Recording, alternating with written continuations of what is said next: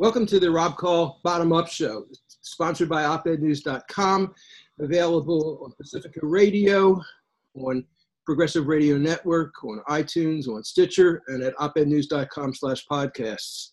My guest for this show is Helena Norbert Hodge. She is the author of Ancient Futures. She's the producer of the Economics of Happiness documentary, which is probably my favorite documentary of all the documentaries I've ever seen. It's the only one I've actually taken around to different groups and organized discussions around.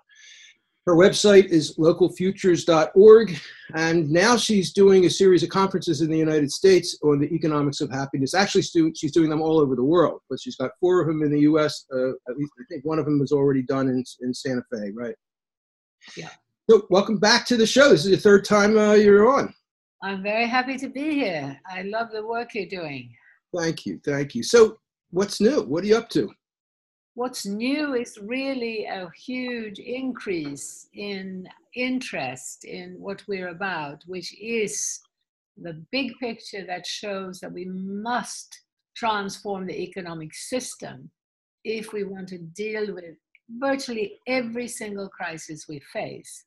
They're all connected, whether it's terrorism and war, whether it's unemployment and poverty, climate change, extinction of species, and maybe worst of all, an epidemic of anxiety, fear, and depression. So these are all linked to the economic system. We've been saying this for over 40 years, and now we're getting a lot of interest because we not only offer this very deep and broad analysis from a global perspective about a global economic system, but we also offer experience on every continent with how localizing economics solves most of our problems. And we have now, an incredible amount of initiatives and examples that demonstrate how important it is to look at localizing economic activity. So you say we need to change our economic system, and now you're saying we need to localize it. So do we stay with capitalism? And how does the economic system change?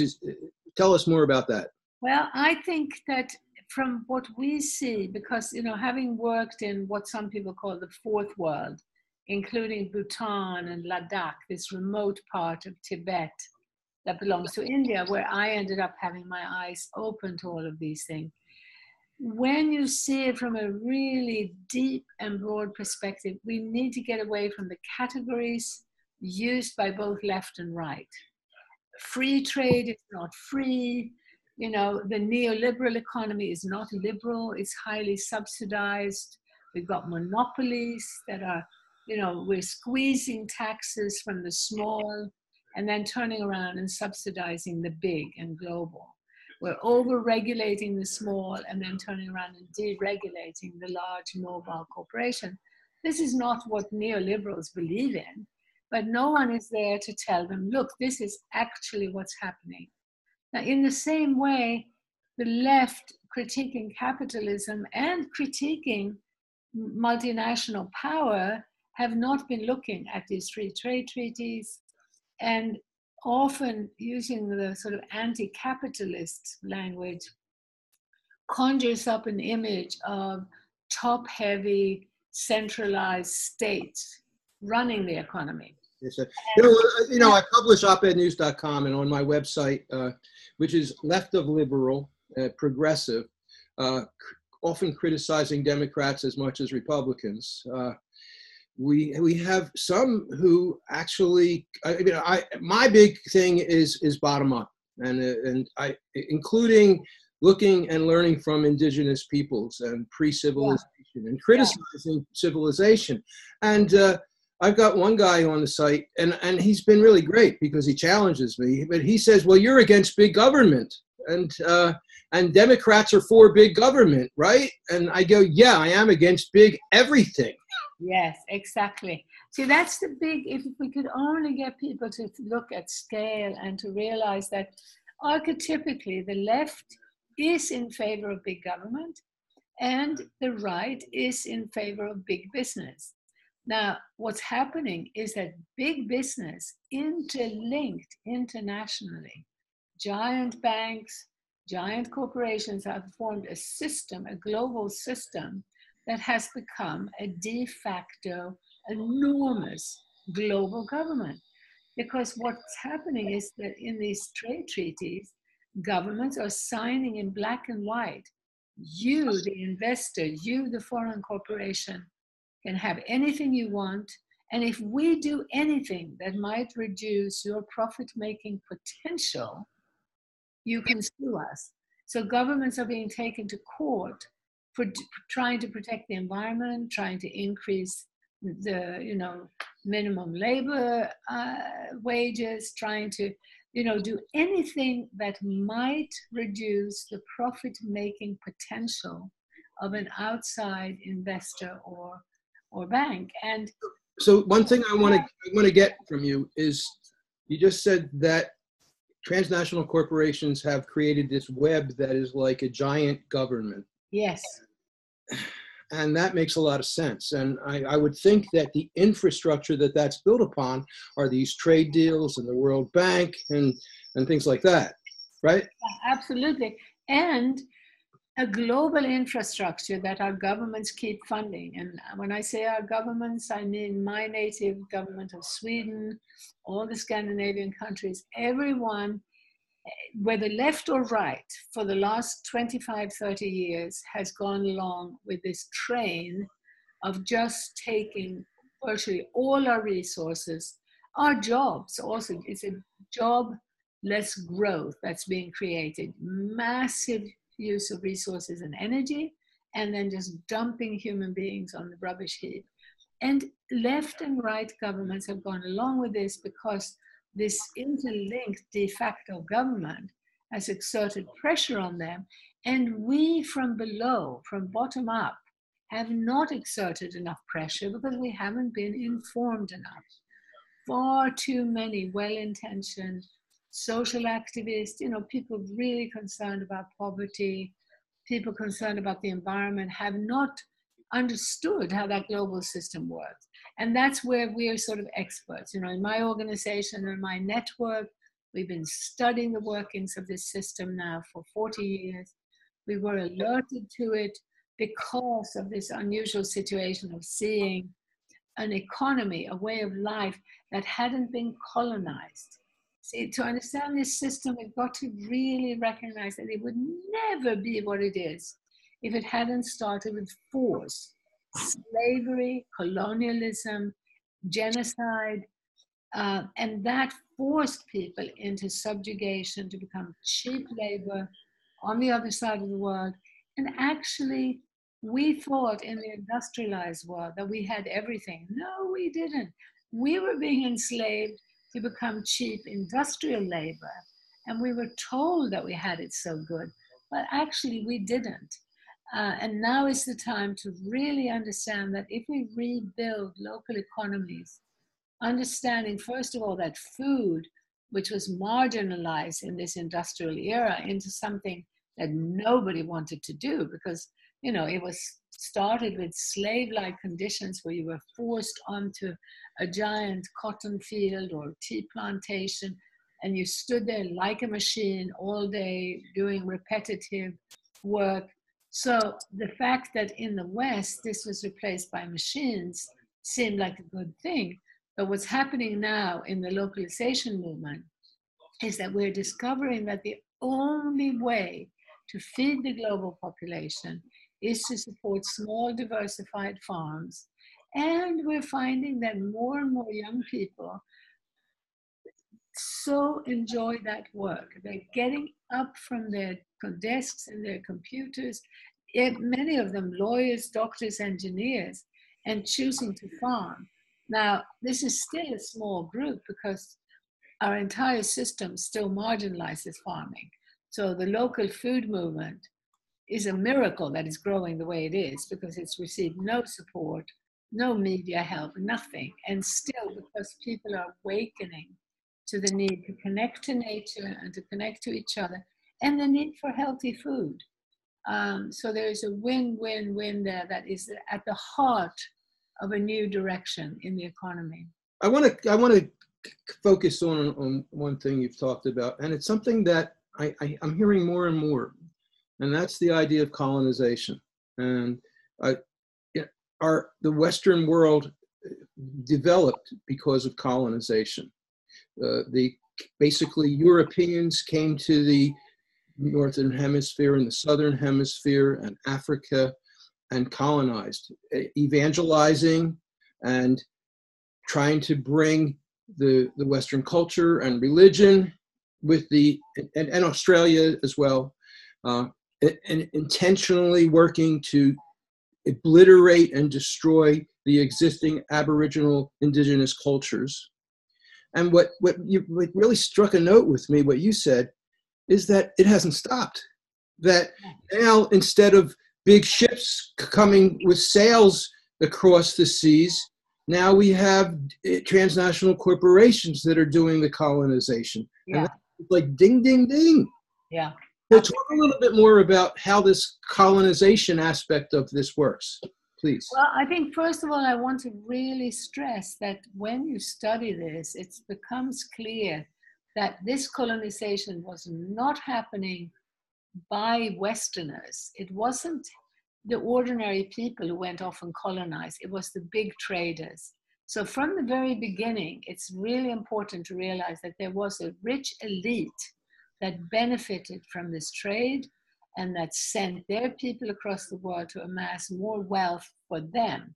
Are you talking about Christopher Columbus and then all this? I'm talking about the kings who sent off Columbus, but then later on, very soon, already in the 1500s, you're talking about big companies, basically, you know, and you're talking about the banks changing and becoming, you know, in effect, fractional reserve, because as they're globalizing and amassing wealth from around the world, they become less accountable and visible. So the whole system changes to essentially support an elite. And what I discovered to my amazement was that the people who had been pushed off the land, like in the enclosures in Britain, these were white people on the land, pushed off the land to become cheap labor in London, in the new factories.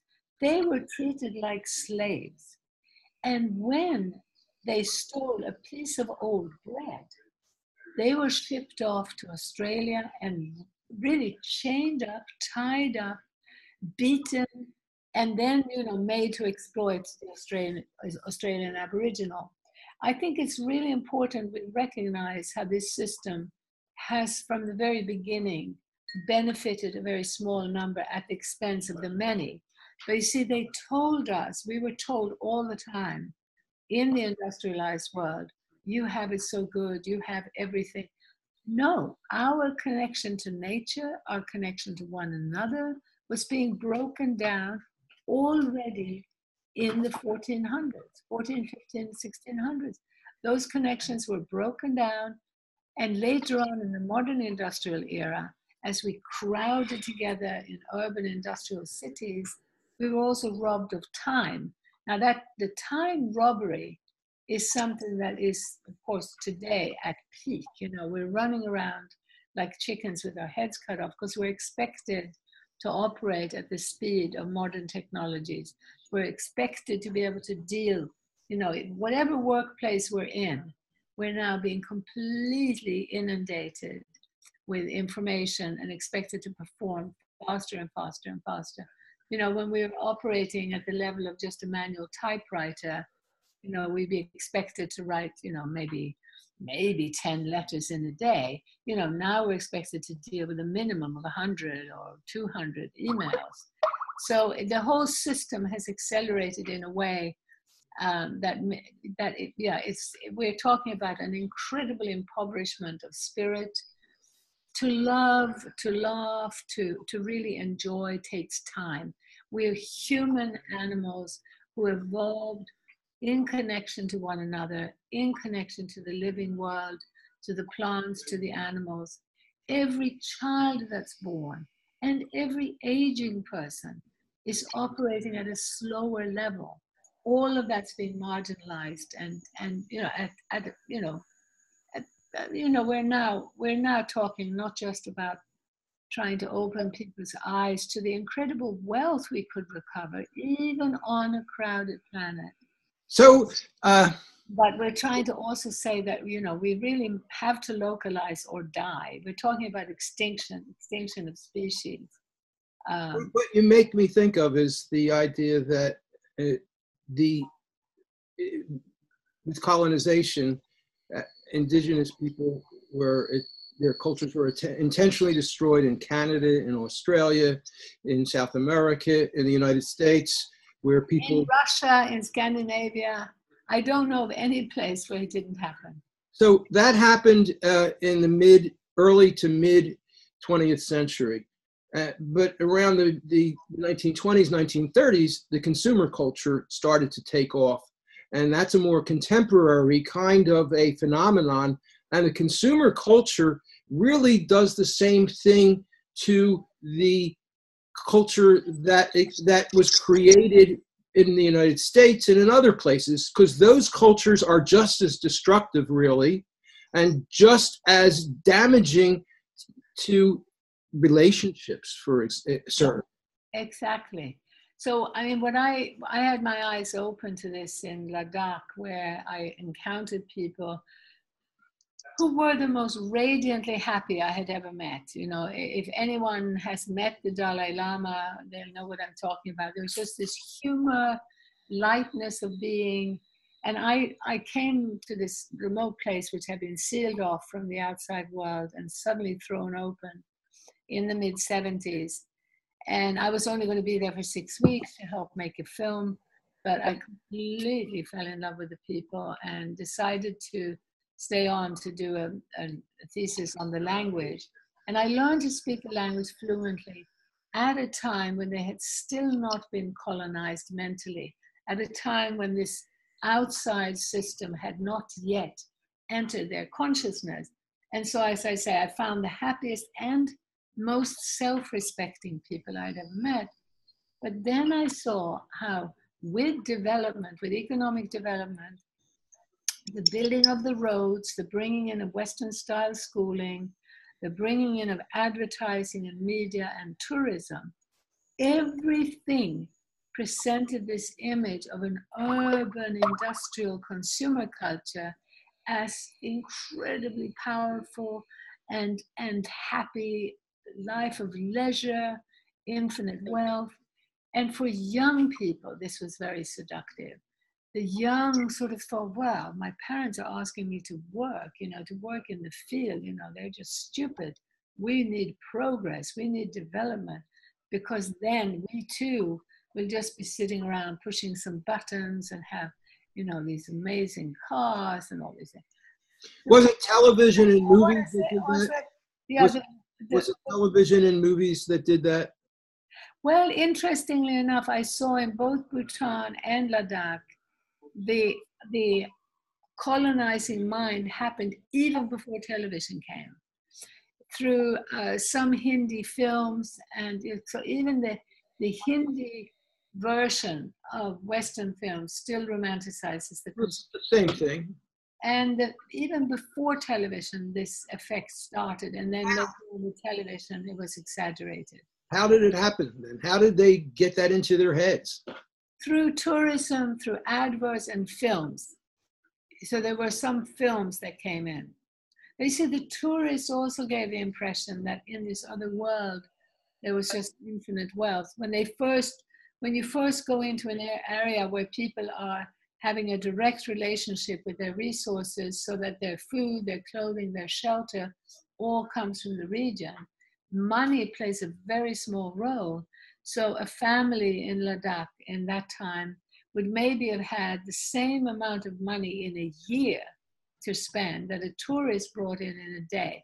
$100 a day was like Martians coming to New York City and every single day spending $100,000, you know, the equivalent of what a whole family would have in a day, in a year. And so there were all these misleading indicators, which also the tourists didn't understand. So in the West, we hear, oh, these people, they only earn $2 a day. They're the poorest in the world. In many cases, you're talking about people who are far better off than probably the majority of Americans. I mean, this is changing now because people are being pulled into the dependence on money. How are they better off than the majority of Americans? Because they have, they would be working, at the most a couple of hours a day. They would have, their house, they would have their food, everything without worrying about money. They would have huge festivals and celebration. They would have generally better health and generally be happier because they had a way of life that was more in tune with who we are, more community, more really healthy, nutritious food, a lot of exercise. They weren't imprisoned, sitting in front of a desk all day. They were using their bodies, so they were far, far more vital and healthier. Okay, so I'm going to take a station break now. Just to identify, this is the Rob Kall Bottom Up Show, sponsored by opednews.com. You can listen to it on Pacifica Radio Network, on Progressive Radio Network, on iTunes, on Stitcher, and you can access the archives at opednews.com/podcast with an S. And you're listening to a conversation with Helena Norbert Hodge, who is the author of Ancient Futures, the producer of The Economics of Happiness. Her website is localfutures.org, and she's going around the world doing these Economic of Happiness workshops, exploring the effects of globalization and the need for localization. And what I wanted to get to with you, make sure we cover it, is you talk about the need for maintaining human scale and including a systemic analysis. What do you mean?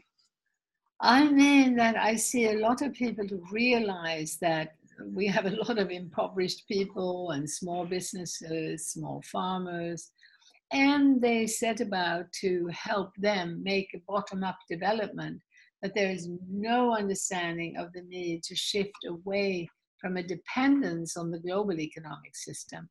And we can really only do that by creating new structures where we link up production and consumption, and we create a whole framework that can be impervious or almost impervious to the machinations of the dominant system, because we have these heavily subsidized, deregulated monopolies that everywhere are delivering their products at an artificially low price. It always contains a lot of embodied energy. People are not aware of this. It's just terrible, but countries are routinely importing and exporting the same product. So we're importing and exporting, 900,000 tons of beef in America, importing and exporting about 100,000 tons of milk from England and out of England. And this import and export of identical products is going on across the world. Old growth forest, clear cut, and giant logs shipped back and forth. Now, why is this happening? Because if we kept our own products to ourselves, no multinational would make money. Instead, millions of smaller players would benefit, including, middle-sized and even larger national businesses. But they'd all be operating under an umbrella of relative accountability and visibility. But because the system is so globalist, we just haven't understood how most of the energy that's being used is being used for this insanely wasteful practice. Because we're not just talking about all that transport of identical products. We are talking about routinely flying fish from Norway to China to be deboned, flying it back again. We're flying shrimp from the UK to Thailand to be peeled and flown back again. Apples flown to South Africa, flown back again to the UK to be washed. I first had my eyes open to this in Ladakh and Bhutan, when suddenly in Ladakh you had butter coming in from a week's travel across the Himalayan mountains. And that butter was selling for half the price of local butter from the farm down the road. And then I started studying this around the world, and I realized it was happening everywhere. That in Devon in the UK, butter, which is, they're famous for their high quality cream and butter. And the butter from New Zealand costs a third of the price of the butter from the farm down the road. So this artificial pricing, these hidden subsidies for global trade, is a subsidy for global traders. So what's the solution?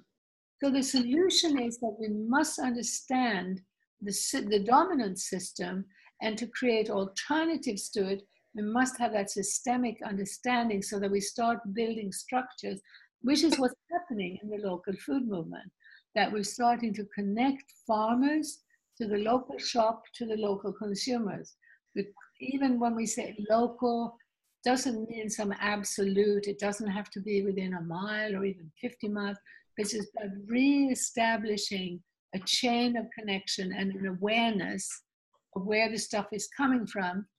And the shorter the distances, the better, but we shouldn't be fundamentalist about it, because we can start, it's a lot better to have apples from New England in Philadelphia than it is to have them from Argentina or from China, for that matter now. So we can start a process of shortening distances and creating that link and conversation between producers and consumers and middlemen.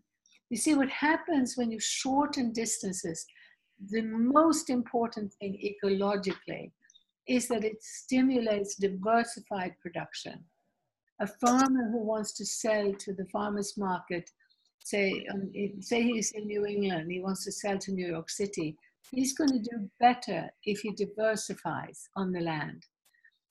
When you're selling to the giant middlemen, you are forced into monoculture. And really, monocultural production for long distance is the enemy. It's what's destroying us ecologically, whether it's climate change or extinction of species. Okay, so describe what's wrong with monoculture. Tick off a list of the problems with it.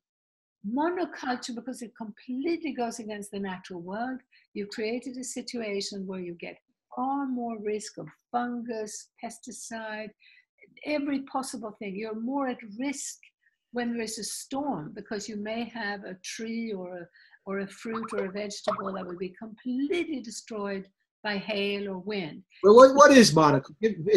Give a definition of what monoculture is. Okay, so monoculture is planting just one thing.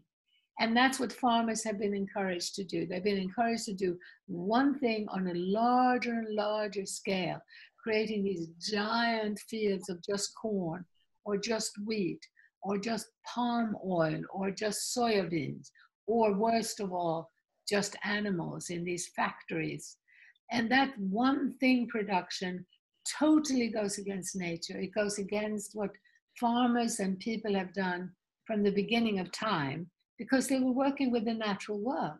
So how does GMO and Monsanto fit into this at all? Completely, because what Monsanto has done is to build on an industrial monocultural system. And what happens in that system is you create such an unnatural situation that you become dependent on pesticides. So instead of encouraging farmers to diversify, Monsanto capitalized on that and created more and more genetically modified crops that could tolerate more pesticide. So what's happening to our health, already we have reams of evidence that pesticides are one of the major causes of cancer. And one of the reasons why fat has been associated with it is not because of fat, it's because of pesticide. And I just saw there was a new article out that people who are older have higher levels than glyphosate, Monsanto's active ingredient, than ever before. Yeah. But I think it's really important that we understand that Monsanto is, again, comes out of a system, and it's a system that we must stop. I mean, we now really are, as we can see, if we don't have a systemic analysis, one of the things that worries me most is that we have, of course, this urgency of climate change and extinguishing species, mountains of plastic. Equally urgent is that so many people are dumped on the rubbish heap. We're destroying people's identity and people's livelihoods. And I shouldn't say we, because you and I have not contributed to that system except as passive, voters and consumers, and without any understanding of the system. I'm not sure that I feel so innocent, really. I mean, it's hard to get away from it, really. But I wanted to get back. Let me talk about that self-guilt. It is so misplaced. I really feel this is, so It's so much better already. What? It's so much better already. Well, I think it's a really important issue because that's what I see the system doing. And there's huge funding to point the finger at the individual citizen, the individual consumer in the industrialized world, and to say it's your fault that climate is still a problem. You shouldn't be driving your car, you shouldn't go on holiday, you should change your light bulb. And then the people who can afford to buy a new Prius and who have changed all their light bulbs and who don't even go on holiday, they're accused of being elitist because we're trapped in a system where the corporate think tanks are, they're just like machines now, amassing and extracting more wealth, and anything that threatens it is getting stamped out. So there's huge amounts of money, like I say, telling you to buy that more expensive light bulb, that more expensive car, the more expensive organic local food. And then when you do, you're accused of being elitist. And the message is, oh, it's only these white middle class people. It's complete rubbish. Because if we care about the poor and if we care about feeding the world, then we need GMOs, industrial agriculture, this mass culture is what's providing for the poor. By the way, that's also what came into Scandinavia after the Second World War.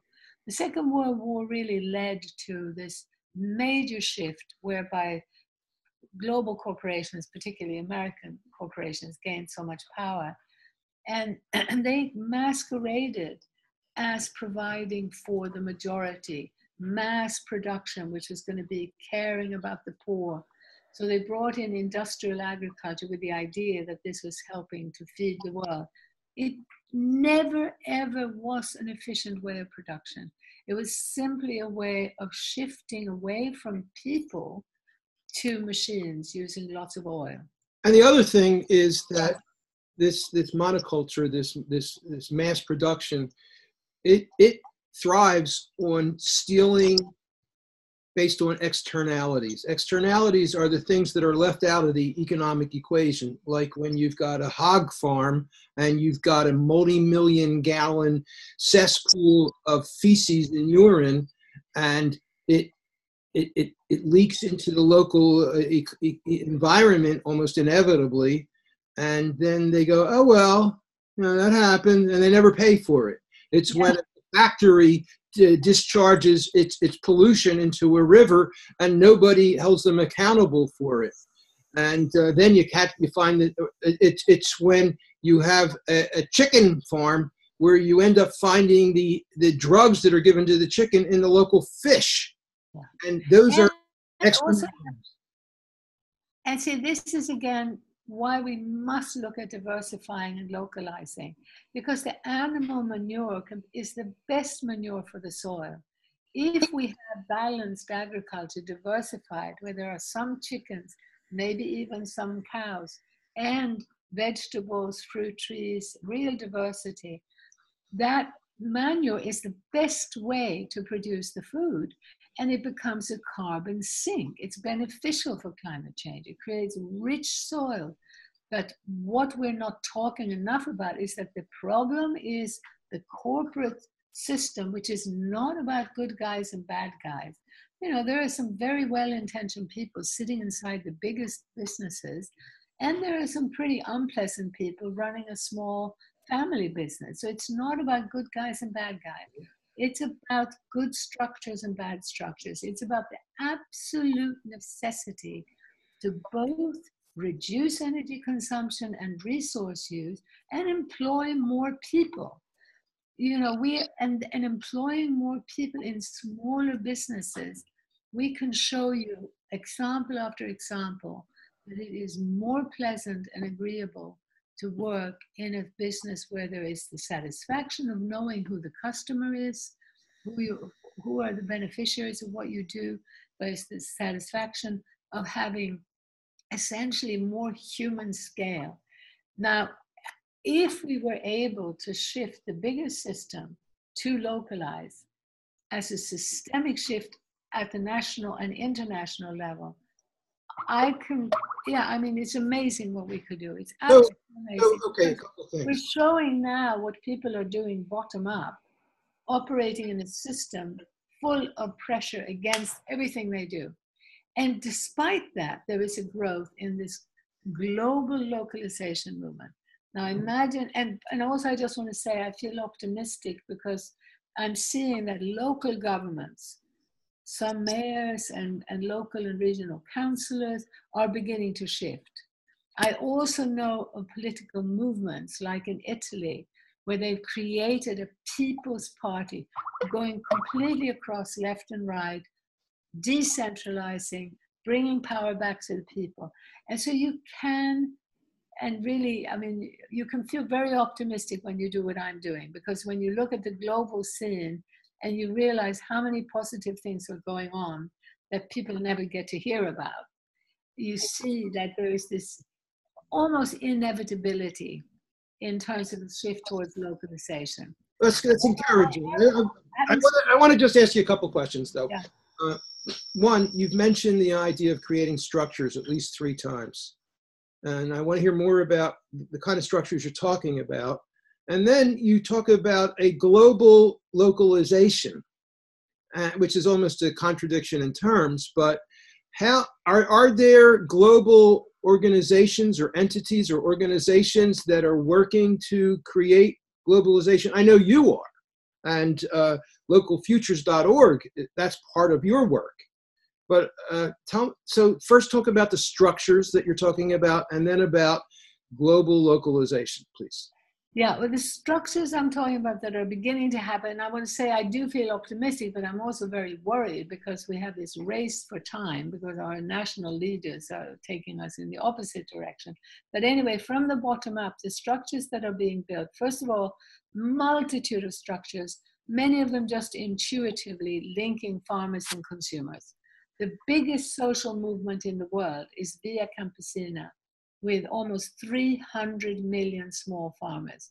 All of them recognize that the trade treaties, in other words, agreements that gave Monsanto, Coca-Cola, Goldman Sachs more power, were destroying them. So they linked it together to oppose those treaties and to fight for food sovereignty, the right to produce for their own regions first, not being forced into trade. So there's... Where is Via Campesina? Where? Yes. Global. It's, the small farmers of Norway have been part of it. It started in South America. Via Campesina stands for the way of the farmer. And so in that sense, that's just also an example of global localization, in the sense that you have international networks promoting this. And what I was also talking about in terms of global localization is that we need to build up enough awareness so we start immediately saying no to this corporate de facto government. And it would not be difficult. I think the majority of people who voted for Trump, the majority of people anywhere, if they understood what was going on, they would say, absolutely, we're going to push the pause button. We're not going to do any more treaties that give corporations even more power. And then we're going to have a process of treaties where civic society is involved in determining the rules of business. We don't have to eliminate every large bank and corporation, which would be rather difficult anyway, but there can be a process of re-regulation whereby the goal is that in a few years they will belong to a place, they will be localized or place-based. So if you're going to be General Motors, you're going to be in America and you're going to adhere to the rules created by the American people. Toyota, okay, you're Japanese and you're going to stay there and you're going to adhere to those rules. Of course, there can be collaboration between businesses and nations, even economic collaboration, but not giving the freedom to tell government what to do. So we base, and that's the big difference between the idea that many people have that we're going to have government running business, and that often has been with government too big, too centralized, too inefficient. There may well be a reason why, certainly banking needs to be run by society, in the sense that society needs to determine who's going to print that money and how much is going to circulate and in what way. Well, something that's very exciting is public banking. Yes. 40% of the world operates with public banks, and the biggest emerging countries, Brazil, Russia, China, they all have public banking. In the U.S., there's only one state, North Dakota, that has it, but there's a big movement that the Op-Ed News and my show have been covering, certainly, and I think that's a really important way that can empower relocalization. Yeah, I would warn, though, that a lot of what we think of as public banking isn't really public because of this pressure from the global system. So this is the problem. But actual real public banking is what we need. And also in the meanwhile, we were talking about structures that are being built from the bottom up. I got very excited when I learned we just had a conference in Vermont last weekend, and I learned that there you can set up an investment club if you have under $2 million and under 200 people. You can do it as you like, easily, without regulation and red tape and paying a fortune for teams of lawyers. And so already there, they've been, they've got 25 people who've raised $200,000. And with that money, they're starting to create the structures for genuine systemic localization. And, most of those, as I say, that are really successful involve food, but you also have a lot of community energy projects. You have community support for businesses that are serving the needs of the community, where the community comes together almost as a sort of CSA to support healthy businesses. Also, I want to mention that in fishery, forestry, and any kind of agriculture, we're talking about the foundation for our food, clothing, and shelter. That is why we need to focus on that as a center of the new economy. And okay, so that's a good place to break. I need to do another station ID. We'll talk more about the new economy after. Okay. So this is the Rob Kall Bottom Up Show, sponsored by opednews.com, available on Pacifica Radio Network, Progressive Radio Network, on iTunes, and at opednews.com/podcast. You've been listening to Helena Norbert Hodge, who is the author of Ancient Futures, the producer of the Economics of Happiness movie, which is probably my favorite documentary. And her website is localfutures.org, and she's doing around the world economics of happiness workshops and seminars aiming at getting people to go local. So you talked about the new economy. What do you mean by the new economy? The new economy is the understanding that as a system, the old economy and what we call the economic thinking, all of it came out of absolutely rampant exploitation, slavery, colonialism, genocide. It was a system that has taken about 500 years to come to where it is today, but tragically, we have not been aware of how the basic underlying structures of the few amassing wealth at the expense of the many, and the few, the global bankers, the global traders who already became global 500 years ago. Those global entities, by the way, not bad guys versus good guys, but when they started, they were pretty bad. If you look at the statements of some of these people amassing wealth 400 years ago, 300 years ago, they were pretty ruthless. And they thought of other races and other cultures as, lower than animals, and, were talked about extracting wealth from others in a way that was ruthless. Today, the basic problems of a global economic system that benefits the global traders, the global bankers, has continued. And the new economy, which is not a economy, it's a multitude of markets across the world where things like food, and particularly food, which we all need every day, it's better if it's fresh, those markets need to be very decentralized and localized, so that we're talking about literally millions of markets instead of one global market through which food will travel. And we're talking about, with industrial production, limiting the scale so that every business has to be place-based or localized, in the sense that it needs to be registered with a society, it needs to be accountable and visible, and adhere to the rules set by that society. I love it. We also need, in addition, a recognition that because of the extreme exploitation and waste of energy, just incredible waste of energy, we need a WEO instead of a WTO, which is a World Environment Organization. We need to transfer the power so that those who understand that every single thing we use comes from the living earth, and we need to protect that earth.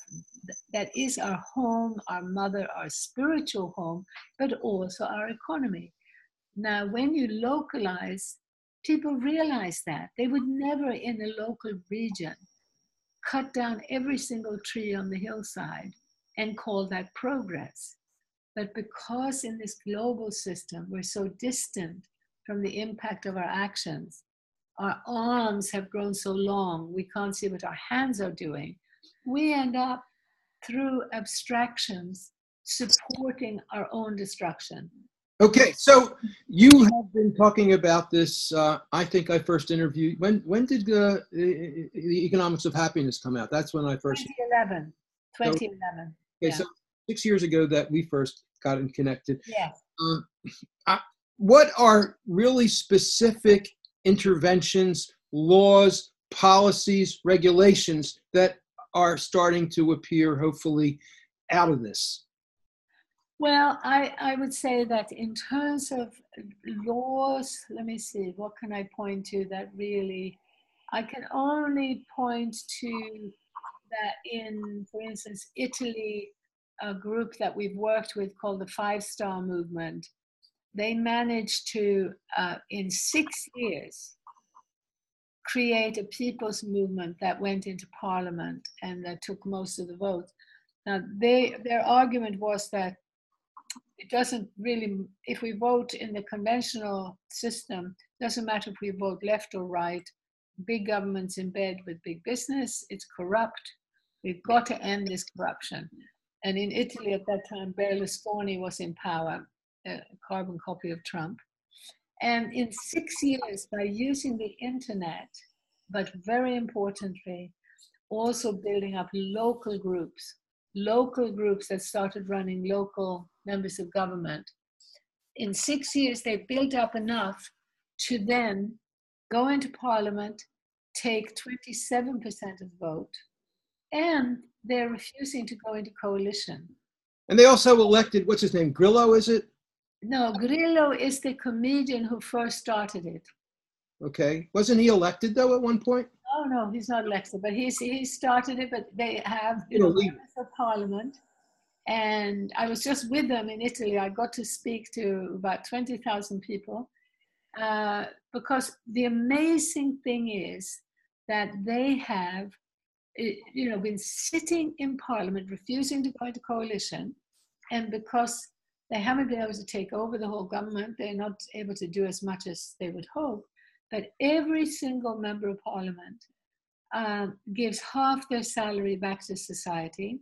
And that money is used in a microcredit bank to support local enterprise. They are, for me, they are a bit naive about technology, and, it's not all perfect, but I'm thrilled. They've used our film a lot. They've also shown it in Parliament. And it's a very exciting example of how people who just felt it's hopeless, there's nothing we can do because you know, whatever we do, it all stays the same. It's getting worse. And then by creating this people's movement from the bottom up, they have had this remarkable success. Now, how do you measure that success? What you say they've had success? They're still in parliament. They're able to give half their salary back to society. They have a mayor of Rome, 32-year-old beautiful lawyer woman, who said to the Olympics, no, thank you, we don't want you. We're still paying off debt from the 1960s. Go away. This is amazing. It's historical. Now, the really exciting thing about this is that every single day, the corporate media is attacking them of being corrupt, or being top down, or being fascist, or being left. And still they're staying. And they've actually gone up. So they're now 30%, which is amazing. Keep going, though. What else have they done? What policies are they instituting? What laws are they at least submitting? Keep going. Well, they're supporting decentralized renewable energy. They banned, a big problem in Europe are these incinerator plants where they try to burn, you know, plastic and so on, rather than reducing it. They've been able to ban some of them. They have another mayor in Torino who has brought in changes around, you know, supporting organic food. So they try to get public procurement. But I don't know all the details of what they're doing all across the country. What I do know is that they can't do as much as they could do if they get more control. And my big plea to Beppe, I was just with him now, Beppe Grillo, is that they need to at least have one full-time ambassador who speaks English to go around the world and link up with people like us, you know, like you and the movements. Most people have never heard of them. So the important point here is not what they're doing. The important point is that they managed to get that much of the vote going completely against the corporate system, and that there's real inspiration there about how we can build up a movement that takes over politics. At the local level, there's another example of this in Frome, in the town in England, where the local councillors said that they were no longer going to play the games of the political parties.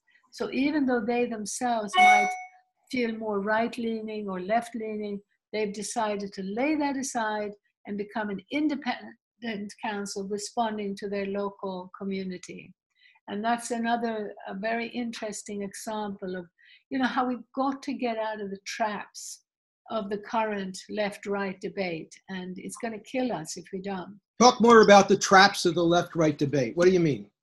What I mean by that is, I said earlier, you know, is that the left is now, of course, understandably, you know, very frightened and upset by the enormous environmental destruction imposed by neoliberal leadership, and just rolling back of environmental protection. But they need to understand that this is happening worldwide. It's happening even with left-leaning governments. So it's not about the labels anymore of left-right. It's about the reality of global corporate rule versus asserting our democratic rights and informing people. The biggest thing we need to do from left and right is to, first of all, become more informed ourselves. What is going on? How can this be? How can this be happening? Well, it's happening because we were asleep with these trade treaties. We didn't, I mean, asleep is maybe not the right word, because those of us who tried to get the word out were silenced. So I guess the big message is we've got to actively look for reliable, holistic information. Oh, and part of the problem, I just wrote an article the other day about junk news. You know, there's all this talk about fake news, but the mainstream media ignores this conversation, or they repress it as much as they can, or like you said, they attack the people who advocate for it. By the way, with Beppe Grillo, there's a documentary that about him, with him speaking on Netflix. If you I didn't know that. Oh, good. Yeah. I hope it's good. It's, you know, but it's really, really, I guess more than anything, what I'm saying is that there's been this enclosure of our minds, because that same funding that we're talking about, that same corporate de facto government, is shaping the media, academia, scientific research, in medicine, in agriculture, in virtually every field. The big money is funding a direction that is energy intensive, absolutely, at every level resource intensive. And, and that happens in, like, for example, the Koch brothers are giving millions and millions of dollars to dozens of universities to fund departments or programs that evangelize their neoliberal message. And so what I'm starting to ask people is, what is being done to create academic, university, elementary school, educational elements that get people thinking about this in spite of the media? And what kind of model legislation is being developed? Because you got to have model legislation. Somebody's got to put together a bill that, maybe one or two politicians who are elected might accept it, but it's a start. You've got to start creating legislation, and you got to start making education happen. Is there a conversation along those lines regarding localization? Yes, there is, but not enough. I mean, what I'm seeing and at much of the grassroots is this feeling that we know the problem, we know the story, let's get on with the solutions, let's get on with the action. And the action is often too focused on building new models of, say, local food, the local business alliances, the local energy. We need all of that, and it's great it's happening, but I'm pleading with people to also devote some of their money and their volunteer time to build up the educational structures we need. Because of the urgency of the situation, I'm less interested in education really under the age of 18, 20. I want us to target from 20 to 80. And I really want to see a lot of older people involved. And I want older people to be empowered, not to feel, oh, we have to leave it to the youth. The youth are often very, very stretched now. They are anxious. They are pressured like never before. And it's completely wrong thinking that they should be leading the way. They're trying to struggle to survive, to just get through university where, or whatever schooling it is, to hope to have a job. If they have a chance of getting a job, it's usually in a giant city where the house prices are completely out of reach. Well, I'll tell you, I disagree in one way. Kids tell their parents, they go, "Mommy, why are you doing that? This is bad for us." And I would like, for example, one thing I would like the kids to be able to start doing is when they go to the supermarket with mommy, them say, we shouldn't be going down these middle aisles. These middle aisles are where they put all the junk and all the poison in the food, and they make bad food. We should be at the outside of the supermarket just looking at getting the basics. And if there could be some programs like that, maybe even messages that go into children's educational programming or children's entertainment, that could make a big difference. I don't believe that. I think that that's something that the corporate think tanks have encouraged us to think. You see, when I started this work, all my colleagues in America, in Europe, all around the world were very clear that we needed policy change to make change. We were all lobbying for decentralized renewable energy. We talked about limits to growth. We talked about small is beautiful. And that message reached the whole world. And another key thing was I just looked at the time. We've got to wrap this in 1 minute. All right. Okay. Well, maybe we just leave that out then. I just will make a plea for looking at how we can reach people, adults who right now can actually do something, because it's urgent and there is a wealth of information out there. What can people do? Tell them where to go. Yeah. There is a wealth of information on our website, localfutures.org.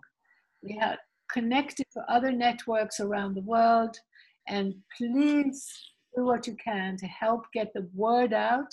And at the same time, if you reconnect to your neighbors, to people around you, you will find that you're starting to take the steps towards a healing that is both personal and political.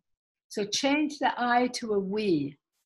Link up with a few like-minded people, and then take on the big picture realize that there are a lot of assumptions out there that have been pushed on you that have taken us in the wrong direction. Be willing to rethink a lot of basic assumptions. Thanks so much. And you've been listening to Helena Norbert Hodge, who is the author of Ancient Futures and the producer of the Economics of Happiness, and doing workshops around the world on the economics of happiness. Thanks so much for being back on the show. Thank you.